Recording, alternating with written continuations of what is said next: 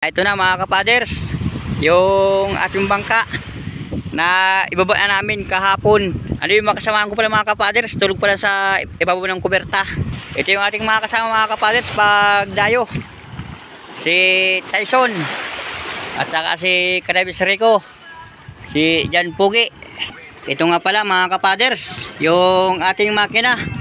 Dahil yung bugod pa sa lahat mga kapaders, yung ehe nung D12, yung thread, nag-loose thread mga kapaders kanina pag testing namin.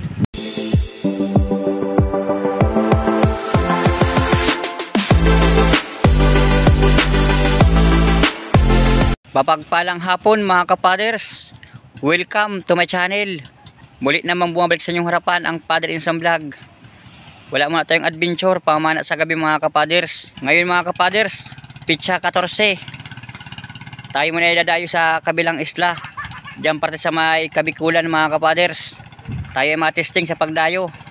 At ngayong hapon mga kapaders, yung inihintay ko na pang charge sa mga battery para sa flashlight mga kapaders, mamayang mga alas 5 darating na yung bangka dyan sa Peaceport ng bayan ng Humalig mga kapaders. At yun ang aking inaantay para tayo makapagdayo sa kabilang isla mga kapaders. Medyo malayo ang ating biyahe, mga 4 na oras na biyahe bago tayo makarating mga kapaders. Siya nga pala mga kapaders, lubos nga ako nagpapasalamat sa inyong todo suporta at walang sawang panonood ng mga video sa YouTube. Ngayon mga kapaders, shout muna tayo bago dumayo sa kabilang isla. Shout po kay Rolly Mix Vlog, shout po kay Robelin Batak, shout po kay Cherry Mariposa, shout po kay Maanjoy Garcitos, shout po mga kapaders kay Bilika Family from Davao City. Shout nga pala mga kapaders kay Rolin Butalon from Capiz. Shout po mga kapaders kay Marciano Nugit from Eastern Samar. Shout po kay Jan Berber. Shout po sa Sarmiento Family from Laguna. Shout po mga kapaders kay Denise Espinosa. Shout po kay Diosdado Oraya. Shout po kay Helen Ramirez. Yan po mga kapaders, shout po sa inyo lahat. Maraming salamat po sa inyong patuloy na suporta at laging panonood ng mga video ko sa YouTube. Siya nga pala mga kapaders, pasensya na kayo kung medyo singaw ang ating panalita ngayon dahil wala tayong ngipin sa unahan mga kapaders. At yung mga ating nakikita mga muse or butete, ayaw magpahiram ng ngipin mga kapaders. Shout nga pala mga kapaders kay J.R. Ruiz from Quezon City, Manila. Shout po kay Jocelyn Dumases. Shout po mga kapaders kay Lee OFW. Shout po kay Manuel Domingo. Shout po kay Jimmy Gianan from Pasig City. Shout po mga kapaders kay Wilma Alitagtag from Santa Rosa, Laguna. Shout po mga kapaders kay Kalunli Vlog. Shout out po mga kapaders kay Annabel Dapig from Singapore. Yan po mga kapaders, shout po sa inyong lahat. Maraming salamat po sa inyong panonood at pati rin po sa mga hindi po dyan pag-skip ng ads. Lubos ako nagpapasalamat. Malaking tulong na po mga kapaders para sa akin at pati rin po sa mga pamilya ko mga kapaders. Siya nga pala mga kapaders, oras pala ngayon alas 4:16. At dito sa amin sa Quezon, sa isla mga kapaders, alis kami ng alas 2 ng madaling araw. At para bago magliwanag, naroon na kami sa isla ng Kabikulan mga kapaders. Tayo din ay 2 gabi mga kapaders. At dahil mamahal na araw, hindi na piling lumawat mga kapas dahil mababangis na ang mga hayop sa dagat. Kaya kunting iwasan tayo mga kapaders sa karagatan dahil ang ating mahal na Panginoon Diyos ay siyempre nagdudusa sa mga kapaders para nagtutubos ng ating mga kasalanan. Ngayon mga kapaders, yung mga kasamahan ko nagpe-prepare ng kanilang mga gamit para dalayin sa dayo at para mamaya madaling araw pag alis wala nang makalimutan mga kapaders. Siya nga pala mga kapaders, ito nga pala ang aking Facebook page. Sa mga tanong po dyan na meron tayong followers na 69k mga kapaders. Maraming salamat po sa mga nag-follow sa ating page. Lubos din ako nagpapasalamat mga kapaders. Ayan mga kapaders, sana sa ating pagdayo swertehin tayo at pala rin tayo mga kapaders. Dahil medyo malayo ang biyahe. Bukod sa lahat mga kapaders, medyo malaki pa ang buwan. Baka bukas sa gabi mga kapaders, pangatlong dilim pala ang. Pero testing tayo mga kapaders, sana pala rin tayo. Maraming salamat Lord sa biyaya na pinagkaloob mo sa amin sa araw-araw na aming natanggap mula sa iyo. Amin ang pagdadamutan yan. Kahit konting dilim siya mga kapaders. Update nga pala mga kapaders sa ating naipa-repair na bangka na ating napakubertahan. Ating bibidyohan mga kapaders. Meron po dyan mga nagko-comment na gustong makita. Update daw dun sa ating bangkang pinapa-repair mga kapaders na ating pinapakubertahan.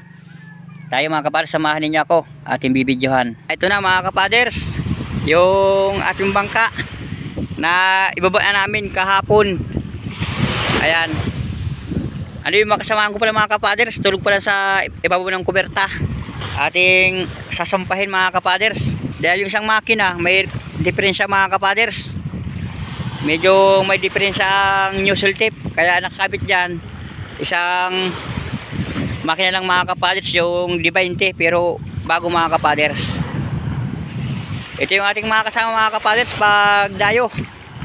Si Tyson at saka si Kadabis Rico, si Jan Pugi. Wala si Marcos mga kapaders, naroon sa bahay. Ating sasampahin mga kapaders itong bangka. Kapakita ko sa inyo yung ating makina na nakakabit na 20 horsepower mga kapaders. Ito nga pala mga kapaders, yung ating makina nasa unahan ko inilagay mga kapaders. Dahil yung hulihan walang makina. Dahil yung D12 mga kapaders may problema, kaya hindi ko na ikabit. Pero ayos ito mga kapaders, bago man. Dahil papuntang Bicol, tayo lang ay minor lang ang takbo mga kapaders, ang andar ng makina. Ayan. Dahil yung bugod pa sa lahat mga kapaders, yung ehe nung D12, yung thread, nag-loose thread mga kapaders kanina pag testing namin. Kaya hindi ko na ikinabit mga kapaders. Ito na lang ang D20 ating ikinabit na brand new mga kapaders. Sana Lord, gabayan mo kami sa aming paglakbay mamayang madaling araw. At sana makarating kami sa patutunguhan, sa aming dadayuhan sa paglaot. Maraming salamat po sa aming paggabay sa bawat ginagawa sa hanap buhay mga kapaders. Ayan mga kapaders, siya na yung ating pina-repair na sabing kuberta mga kapaders. Okay na. Siya ang first time na tumulog mga kapaders. Dito pa lang kami sa isla, hindi pa kami nakakalis mga kapaders. Yung nakaganda sa may kuberta mga kapaders, pag nasa dayo meron tayong tutulugan na maayos. Siya nga pala mga kapaders, naroon yung ating isang bangka. Siya yan yung ating sisidan. At itong malaking bangka mga kapaders, ito lang ay service, kargahan ng isda. At dahil yung ating isang bangka medyo maliit mga kapaders, yung kulay dilaw, dito ang kargahan ng isda mga kapaders. Tapos ito nga pala mga kapaders, yung ating mga ginagamit na flashlight sa pagsisid. Ito yung ating nadalhin sa dayo mga kapaders, 4 na flashlight. Puro pan-diving mga kapaders. Hurkos mga kapaders, saka Upard. At saka diving mga kapaders, X-Star, Hunter, DHY 1600 lumens mga kapaders. Ito yung ating mga battery, mga reserba mga kapaders. Mga battery ng Hurkos. Saka ito nga pala yung ating ginagamit na camera, GoPro mga kapaders. Meron sa ating nagbinta mga kapaders. Ito ay Hero 12 mga kapaders, yung ating gagamitin na GoPro sa pagdayo sa kabilang isla mga kapaders. Testing tayo mga kapaders sa itong camera, kung gaganda ang record mga kapaders sa kabilang bahura. Ay mga kapaders, mga naka-prepare na yung ating mga gamitin na pang diving flashlight mga kapaders. At saka maya maya ating aantayin yung mga pan-charge saka solar panel mga kapaders. Delikado mamaya, andyan na yun mga 5 PM mga kapaders. At para mamaya madaling araw aalis na rin kami. Dito tayo magbi-video sa mga bawat isla nating madaanan or makikita mga kapaders. Sana magustuhan ninyo ang mga tanawin natin pupuntahan sa mga isla ng Kabikulan. Shout nga pala sa mga taga Bicol dyan.